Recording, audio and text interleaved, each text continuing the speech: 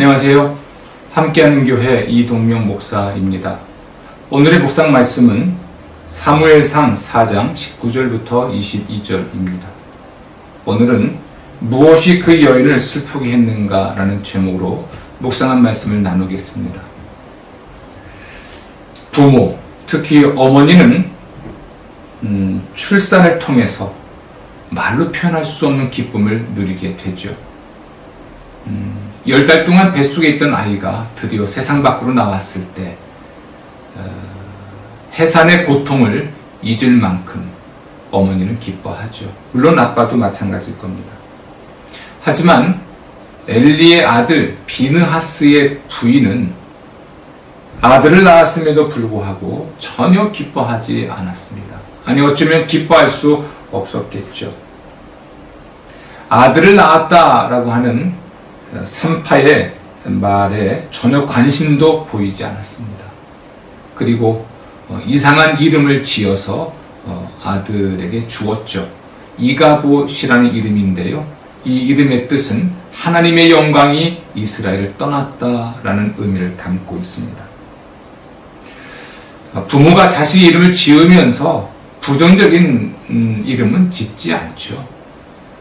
제 이름이 동명인데요. 동력동 밝을 명입니다. 아침에 떠오르는 태양처럼 찬란할 수 있도록 힘 있을 수 있도록 하는 바람을 부모님이 담았던 것이죠. 그런데 이 비느하스의 아내는 하나님의 영광이 떠났다라는 의미를 가진 이름을 지어서 아들에게 주었습니다. 이 여인을 이렇게 슬프게 만들고 절망하게 만들었던 것은 무엇일까요? 1차적으로는 시아버지는 물론 시동생, 그리고 무엇보다 그의 남편 비느하스가 죽었기 때문일 것입니다. 남편 비느하스는 제사장의 자격으로 블레셋과의 전쟁에 참전했죠. 블레셋과의 첫 번째 전투에서 패배했던 이스라엘은 하나님의 언약궤를 옮겨오기로 결정을 했고요. 따라서 제상이었던 비느하스는 언약궤와 함께 전쟁에 참전하게 되었습니다. 하지만 언약궤를 옮겨왔음에도 불구하고 블레셋과의 두 번째 전투에서 이스라엘은 패배하죠. 그때 전사한 사람들이 3만 명이나 되고요. 그때 비느하스 또한 죽임을 당하게 되었습니다. 그리고 그날 언약궤도 블레셋에 빼앗기고 말았습니다. 이 비느하스의 죽음은 사무엘을 통해서 예고된 일이었죠. 비느하스는 행실이 나빴습니다. 회막을 섬기는 여인과 동침할 만큼 행실이 나빴죠. 그리고 자신의 제사장 직무와 관련된 지위를 남용해서 부를 축적한 사람이기도 했습니다. 하나님의 제사를 멸시했고 하나님께 바쳐진 제물을 갈취해서 자신의 부를 축적한 인물이었죠. 심지어 아버지였던 엘리의 꾸지람마저도 무시했던 사람이에요. 이 비느하스는 한마디로 말하면 하나님도 무시했고 하나님의 말씀도 무시했고 하나님의 제사와 하나님의 예물도 무시했고 제사장 아버지의 어떤 권위도 무시한 사람이었습니다. 하나님은 그래서 이 비느하스를 죽이기로 하셨고 그래서 전장에서 죽임을 당한 것이었죠. 설령 그렇다 해도 남편의 죽음이 아내였던 이 여인에게 슬픔이 아닐 수 없었죠. 시아버지였던 엘리, 그는 비느하스를 꾸짖긴 했지만 강제해서 제사장의 직무를 그만두게 한다든지 혹은 벌을 주어서라도 아들의 행동을 중단시키지는 않았습니다. 엘리가 그때 나이가 89세였다고 기록되어 있으니까요. 언약궤를 뺏기고 아들마저 죽었다라는 소식을 듣고 앉아있던 의자에서 뒤로 넘어지고 문 곁으로 쓰러져 목이 부러져 죽고 말았습니다. 엘리는 하나님보다 아들들을 소중히 여긴 제사장이었어요. 하나님을 소중히 여겨야 될 사람이 제사장인데 아들들을 하나님보다 소중히 여겼죠. 따라서 그는 멸문지화의 재앙을 겪게 된 것입니다.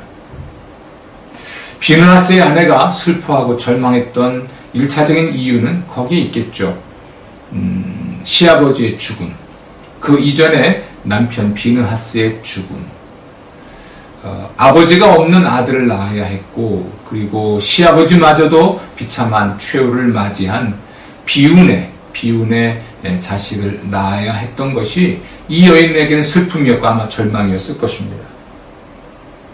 하지만 근본적으로 이 여인의 슬픔과 절망의 원인은 다른 데 있었습니다. 그것은 곧 언약궤를 빼앗긴 데 있었죠. 언약궤는 이스라엘이 생각한 대로 하나님을 상징했습니다. 언약궤가 함께 있다는 것은 하나님이 함께 계신다는 것을 의미했죠. 따라서 이 언약궤를 빼앗긴 것은 하나님을 그들은 잃어버린 것과도 같습니다. 하나님을 빼앗겼다라고 말을 하면 좀 지나친 것일까요? 어쨌든 언약궤를 빼앗긴 이스라엘 자손들은 하나님이 그들과 더 이상 함께 계시지 않는다고 생각을 했습니다. 이걸 일컬어서 말하기를 하나님의 영광이 이스라엘을 떠났다라고 표현을 하는 것입니다. 하나님의 함께 하심을 받을 수 없고 하나님의 이끄심도 받을 수 없고 하나님의 도우심도 받을 수 없게 된 처지, 이 상태를 하나님의 영광이 떠난 상태라고 말을 하는 거죠. 그래서 이 비느하스의 여인은 남편의 죽음은 물론 또 시아버지 죽음은 물론이지만 하나님의 영광이 떠났다고 하는 현실 때문에 너무나 슬퍼했고 너무나 절망했습니다. 그래서 그가 낳은 아들의 이름을 이가봇, 하나님의 영광이 떠났다라는 의미를 담은 이름을 지어 주었던 것입니다. 어떻게 보면 이 비느하스의 부인은 엘리 집안의 마지막 자존심, 영적 자존심을 지켰다 할 수 있겠죠. 좀 지나친가요? 그렇게 보이진 않습니다. 이 여인은 가족을 잃은 슬픔도 컸지만 또 더 절망했지만 하나님의 영광이 떠나는 것을 더 슬퍼했고 하나님의 영광이 떠났기 때문에 더 절망을 했습니다. 오늘 말씀을 토대로 세 가지 기도 제목을 드리겠습니다. 하나는 교회를 위한 기도입니다. 우리 교회에 언제나 하나님의 영광이 가득하게 하소서.